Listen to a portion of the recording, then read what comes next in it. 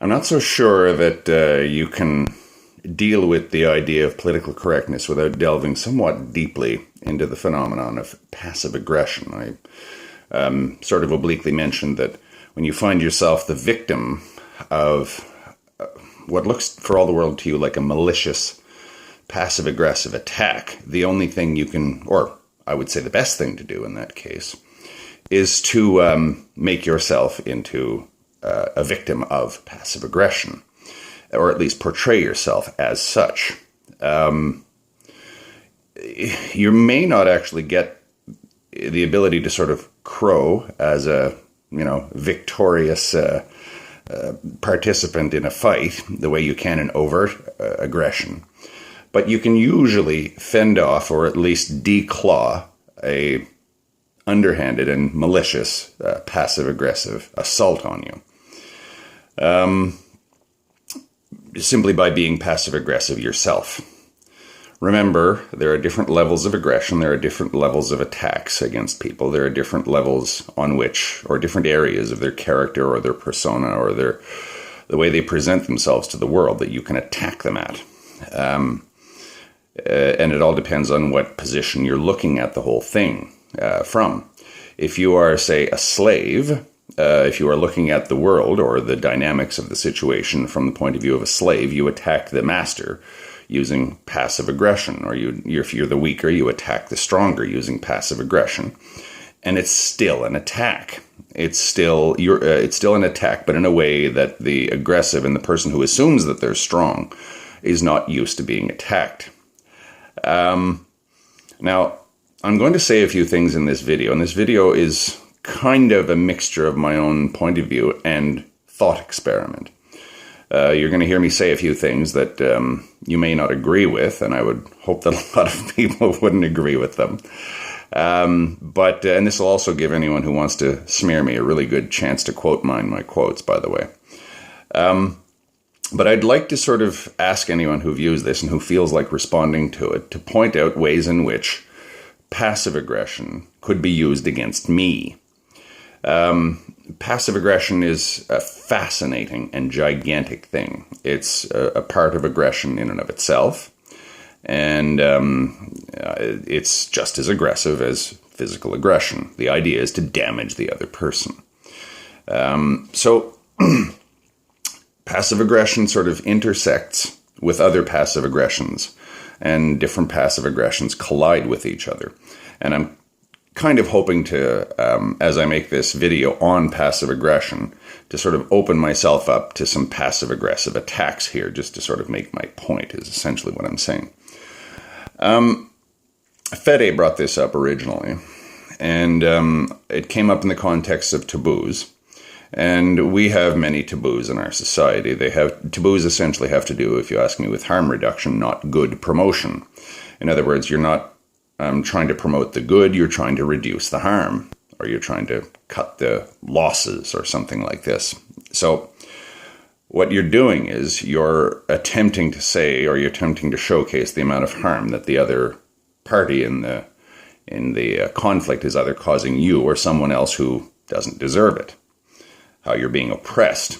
A lot of people pillory the entire left wing with this sort of thing, which isn't actually the case, but a lot of people who sort of attack political correctness also attack the left wing in politics. A lot of my fellow travelers in the trade union movement often wonder why I refuse to engage in these sorts of things, unless, of course, I'm actually in an official function. If I'm actually in a hearing with management or something like that, then I'll be passive-aggressive as hell. But I won't do it, say, to deal with other people in our union, simply because I think that if you get too passive-aggressive, the organization that is used to using it will simply use it to eat itself, to fight itself. So I don't want to spread that kind of thing internally inside the union, because I understand what an explosive force it is. It's just as explosive as overt physical coercion, and I challenge anyone to dispute me on that. Now, Fede, you've come to Canada. I don't want to generalize about Canadians or, anything like that, or about Argentinians or Latin Americans in general. But one thing that I think that is very useful for any new Canadian to know is that we are the most appalling passive-aggressives. And it's part of, I guess, the general Puritanism of Canadian society, the general hypocrisy of Canadian society. One of my favorite aphorisms of Orwell in that vein is where he says that the English vice, the people of England, the country of England, their vice is hypocrisy. That may be true, but I think it's more accurately described as the Canadian vice. And a lot of people who are used to openly expressing their emotions and shooting from the hip or off the cuff or whatever often find themselves feeling like they're being sniped at by a bunch of superior, smug Canadians. I can only imagine what it must be like to say somebody who comes from a culture. I've never been to Argentina, but I've been to somewhat similar cultures. Like I've been to Colombia and Venezuela. And these two countries, these people are known for just wearing their emotions on their sleeves. They just don't think about, or they don't worry overtly about expressing their emotions, because their culture is such that when someone is putting all their cards down on the table, that's not the time to attack them. That's a terrible thing to do when they've made themselves vulnerable. We don't seem to have that check on our behavior. And as a result, the Canadian zeitgeist, if you want to call it that, or at least the English Canadian zeitgeist, by the way, French Canadians are not like this. They can be, but nowhere near as badly as English Canadians are. So somebody will come from another country, not necessarily Argentina. They could be coming from India, or they could be coming from anywhere, China or whatever, where you're used to sort of speaking openly about how you feel, how you think, showing your emotions, that kind of thing. And you think you've opened up, but you feel like after the exchange has taken place, you've been somehow rebuked and made to feel like less of a human being by somebody who's smug and superior to you, but morally superior to you. Canadians are horrible for this. Now, look at my videos. I do this all the time. It just seems to come naturally to me. I understand that I do this, and I'm not saying that passive aggression is necessarily a bad thing, but if you want to understand political correctness and the subtlety in which it can be effectively wielded, you've got to understand what it is. You've got to sort of understand when you're in the dynamic of a passive aggressive situation. It doesn't mean you're going to win, and one of the dumbest things you can do is to accuse somebody of being passive aggressive, because that can be passive aggressive in and of itself. As I say, it's a intersecting web of conflicting and intersecting aggressions. And, you know, if you have one passive aggressive versus another passive aggressive, it can get pretty ferocious, but in a subtle way. A lot of people sort of say that, you know, when you have women in conflict with each other, both of them are horribly passive aggressive. And that's what, you know, results in the extreme hatreds of a woman-on-woman conflict. You know, a man doesn't see a threat to be quite so existential as a woman does, because men are stronger, our bodies are more capable of looking after that which attacks us, so we don't tend to take threats that badly. Or at least that we don't take threats quite as seriously as a female would. Our fear response isn't the same. Our reaction to being, quote-unquote, violenced is not the same. I've been in fistfights in my life. I've been kicked into unconsciousness by several people once when I was in boot camp in the Army. I woke up, and the very next day, after I'd been unconscious and thrown into the drunk tank, military drunk tank. Now, there's a nice way to spend the evening. I woke up, I washed the blood off my face, and I kind of laughed at it. I thought, oh my God, that was quite a good beating, wasn't it? I was only about 18 at the time, at the height of your body's ability to take punishment. And you know, in my own mind, it was what, you know, the Scots call a fair go. It was, you know, okay, there was a fight. My friends kind of were gotten the better of. They were kind of beaten. I was the last guy there, and it wasn't because I stood my ground. It's because I couldn't run fast enough. And these three guys, ironically wearing kilts, kicked the shit out of me. You know, and the next day, you know, it's crazy, but, you know, I kind of thought that was kind of fun in hindsight. Anybody who's ever sort of had a taste for drunken, yobbish behavior will understand what I mean by that. Women don't get that. I think a woman is more likely to be traumatized by violence.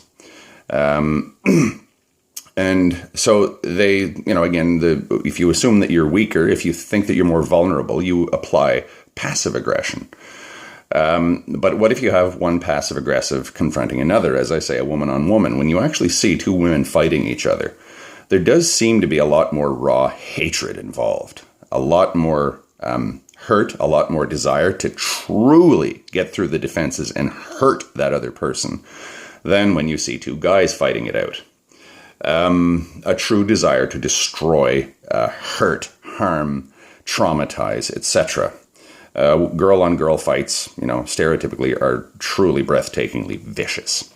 I guess that's why they're called cat fights, because if you ever see two cats fighting, it's nastier looking, at least in terms of what they do.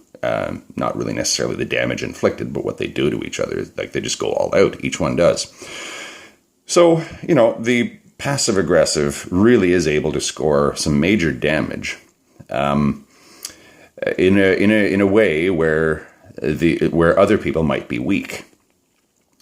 So that's why a lot of people sort of say Canadians are as racist as anyone else, but we're subtle about it. Your stereotypical Southerner who may or may not be a racist, you can usually tell right off the bat.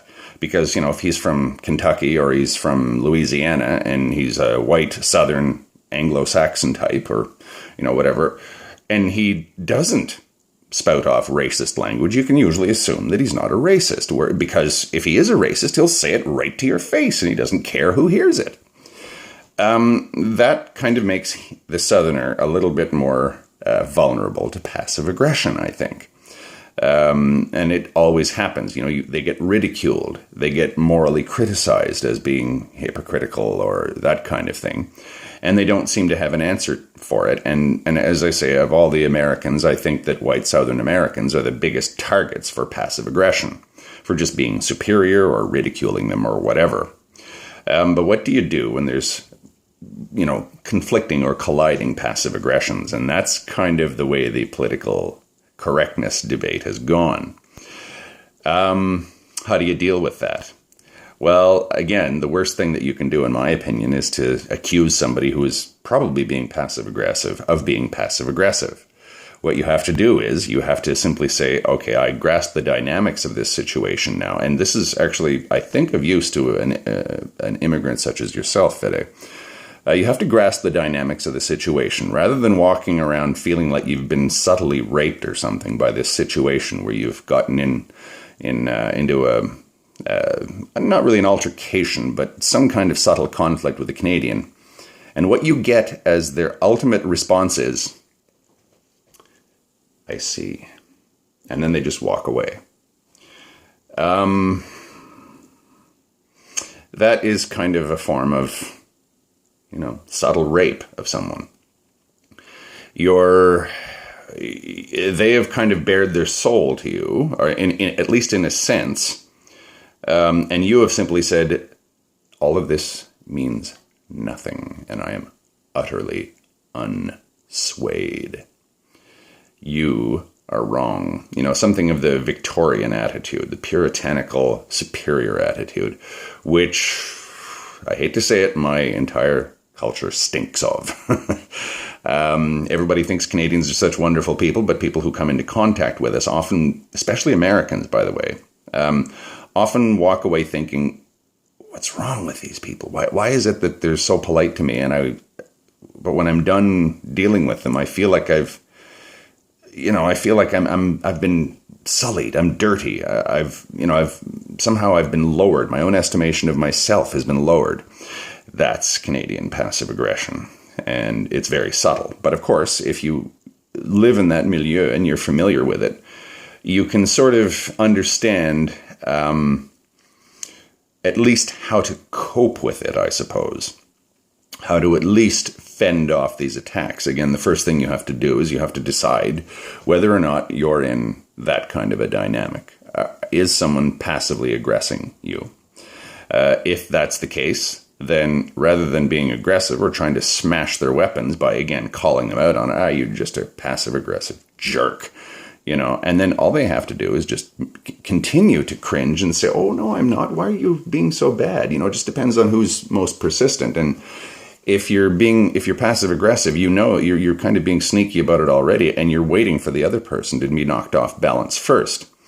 So if you're on the receiving end of a passive aggressive maneuver or whatever, the only antidote I find to it is to be passive aggressive yourself. And what that does is, of course, it levels the playing field again. They're trying to seize the initiative in the discussion and place it in a different realm. You're yelling at them or something like that, and they're being passive as a means to stay one step ahead of you.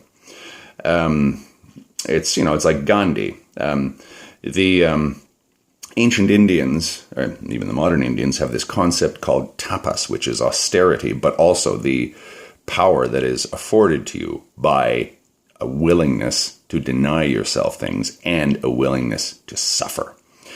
So the legend goes that if you perform, and there are plenty of Indian legends about this, if you perform severe austerities, i.e., these legends of swamis that have fasted for 9 years and stood in the hot sun staring at the sun for a month, or something like this, even the gods will have no choice but to obey you.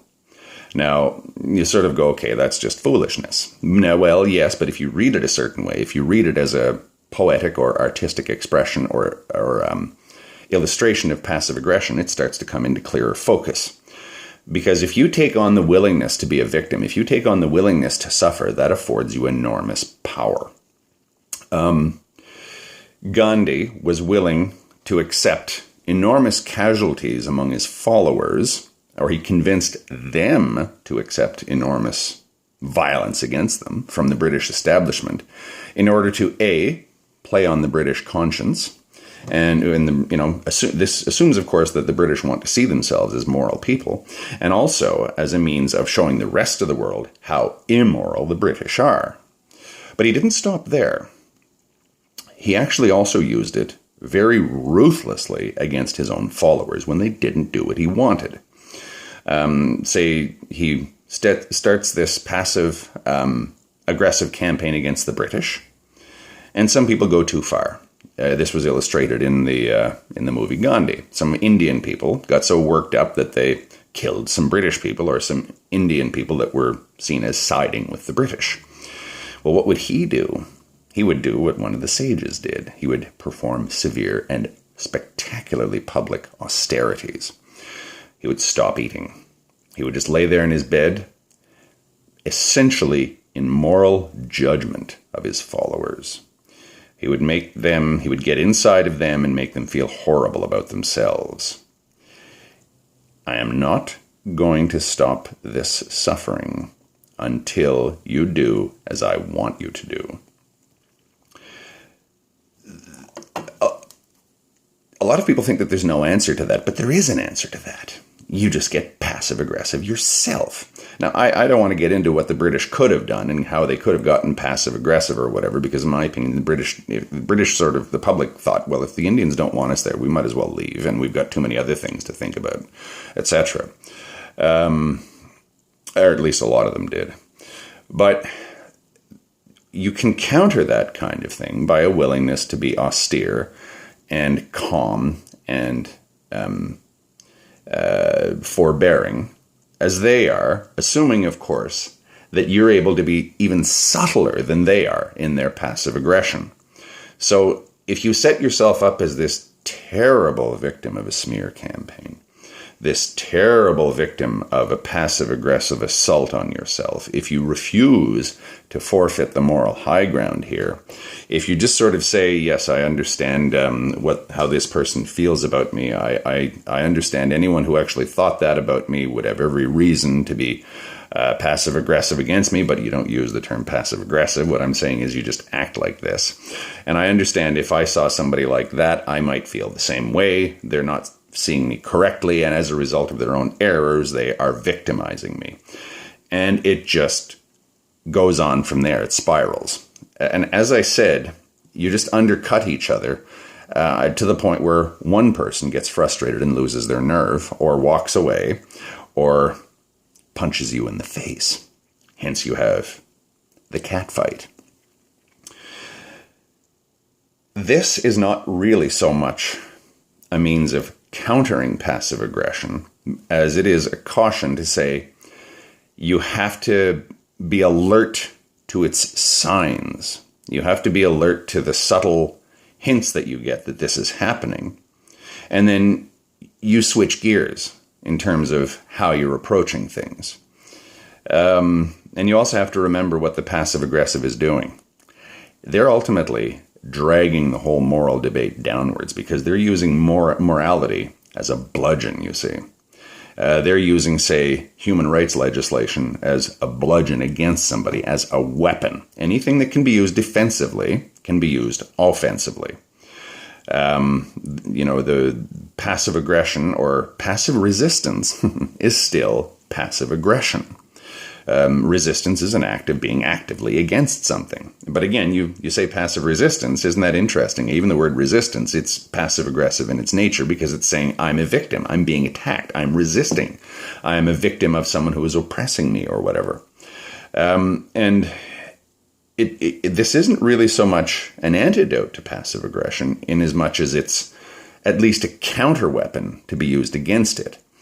If you're just in a debate with somebody, you can usually just say, okay, I see what's happening here, and I either respond or I don't respond, and non-response is often passive-aggressive too. Just ignoring somebody. Canadians we're very good at that. We're very good at the old, I see. Again, watch my videos. You'll see me doing it all the time. But if you're in a formal setting, you have to be passive-aggressive in a much more ruthless manner. You have to truly make yourself look like a terrible victim of the circumstances that you're in. So you're facing a politically correct tribunal, somebody who has brought some kind of charge against you. We're talking about sexism here. Say somebody has brought a charge of sexism against you.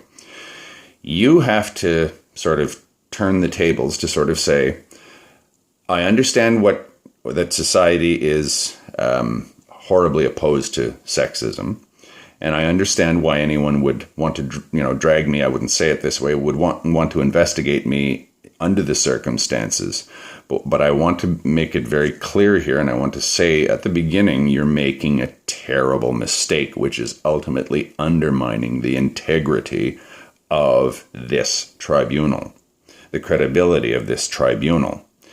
Now, if you're facing somebody who's a bit of a war horse in terms of this, they will get it right away. Oh shit, this guy knows what's happening here.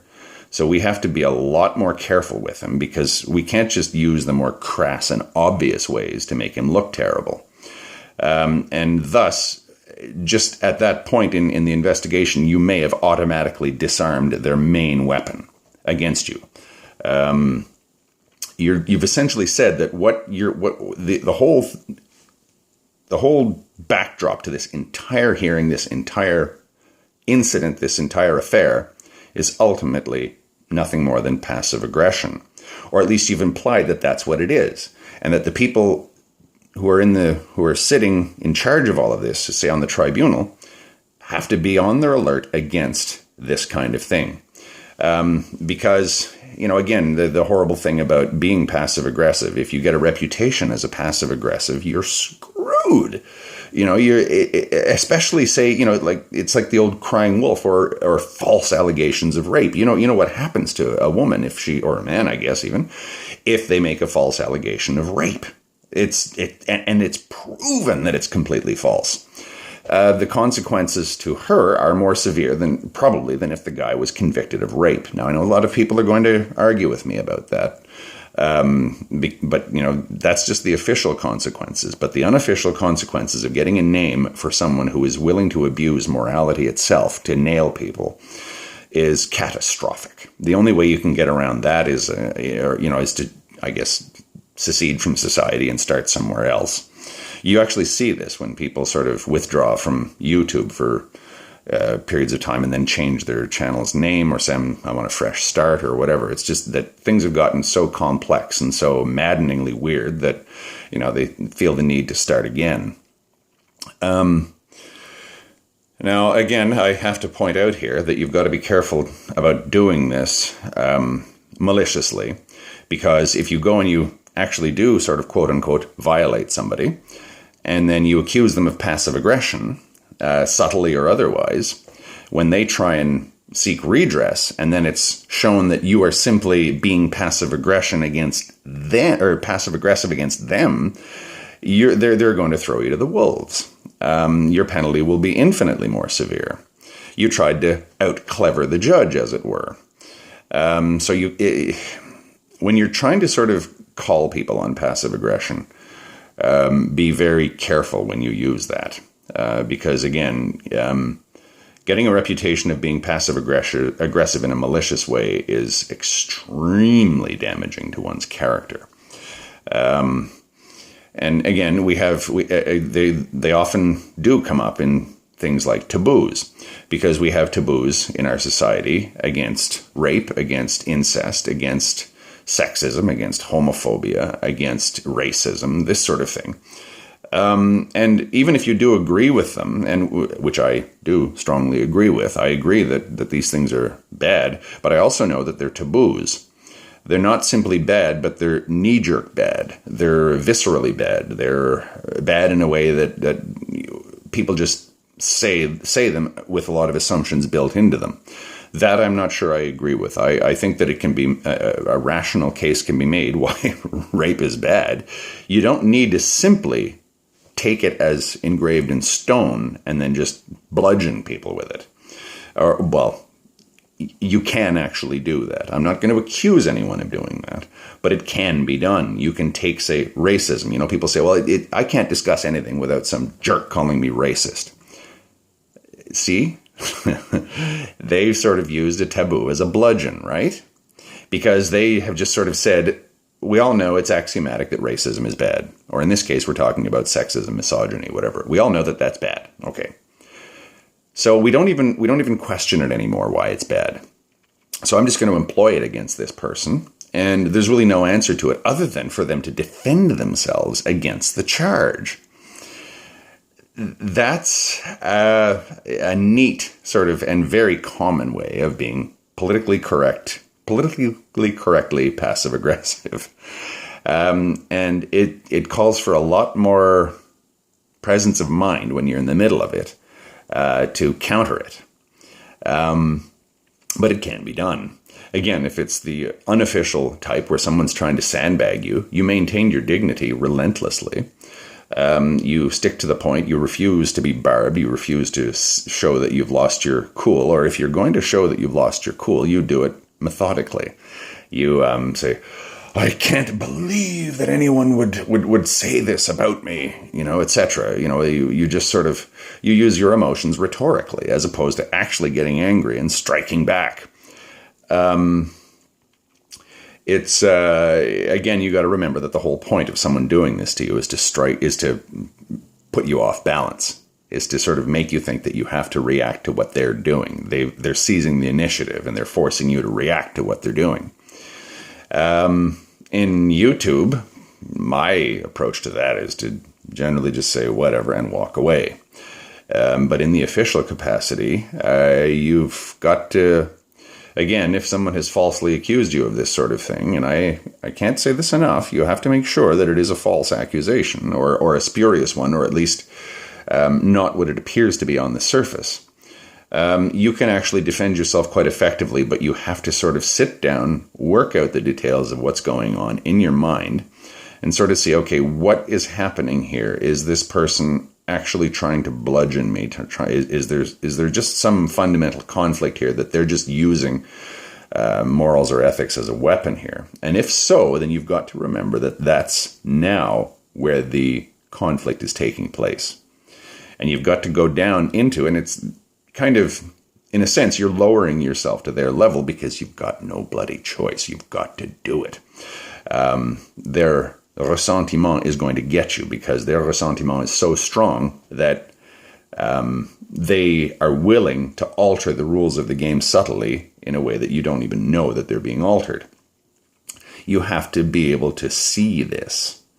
And if you can see that this is happening, you can say, okay, oh, I get it. Now I see what kind of a conflict this is.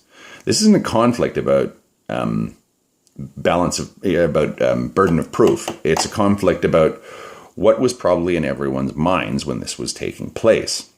And you have to comport yourself accordingly. You have to sort of put a spin on everything, because your actions are being spun in a certain way for a person trying to take advantage of the situation and to take advantage of the taboos that are hovering in the background, in the back of everyone's mind. You have to take advantage of those as well. You have to use those as weapons in the same way as your opponent has. But again, you do this maliciously, and it all depends on who's being malicious here. You do this maliciously and you get caught out on it, you're sunk. You're truly sunk. Again, the most obvious case of that kind of crying wolf is the woman who has accused someone who quite consummately did not rape them. Really, really nasty repercussions there. So yeah, if someone is being passive aggressive against you and you know that you're in the clear, you know that you're going to have trouble sort of defending yourself against things like the actual overt facts of the case. They're not only just trying, like, let's say that the facts of the case are not in dispute. Let's say that you get into a shouting match with a woman and she says, I felt like I was being intimidated. This person was shouting at me, and they may have been shouting at you too, but you're bigger, they're smaller, you're a man, they're a woman, etc. They will say, as a woman, this made me feel yada, yada, yada, yada, yada. Okay, then what you have to do is you have to say, as a man who takes this phenomenon of size, of advantage, of privilege very seriously, you have no idea how this makes me feel as someone who is making almost mind-blowing efforts not to do this. That's essentially, you're making yourself a victim of the other person's oversensitivity. Because there is such a thing as oversensitivity, or there is such a thing as being aggressively sensitive. That's passive aggressive, right? So you have to sort of turn the tables on the whole thing, or not even so much turn the tables, but get down there in the mud pit with them. Again, that's if the stakes are extremely high. That's if somebody's going to come out of this thing damaged. Badly damaged. Let's say you could get reprimanded or fired in your job, or you could go to jail even. That kind of thing. If the weapons that they're using against you are not really about the overt acts that you may have committed, but about the act of aggression and the act of intimidation and the act of victimizing, you can actually use that yourself, but you have to recognize what it is. And I'll say it again, you cannot let yourself be hooked. At least truly hooked. You can look emotional, but don't actually get emotional. Allegedly, women are very good at this skill. Men who believe themselves to be victims of passive aggression, and you see this actually increasingly happening, have to sort of play by the same rules, have to sort of become, in the pejorative sense, female victims in the same way. Now, again, you don't do that in an quote-unquote unmanly manner. That's what the MRAs do, the misogynists and all these people. I'm just a horrible victim and I'm just going to go back into my tent and sulk. No, you say, look, I, as a guy who understands all of this stuff, it's appalling to me that me, of all people, should have to be facing this. But in a sense, I agree with all of this. And if this is the price that has to be paid for, if my victimization, or at least my potential victimization, is the price that has to be paid for making the streets safe for women or whatever, I am willing to play along. Now, you can't really put it in words like that, but you can give little subtle signs of that.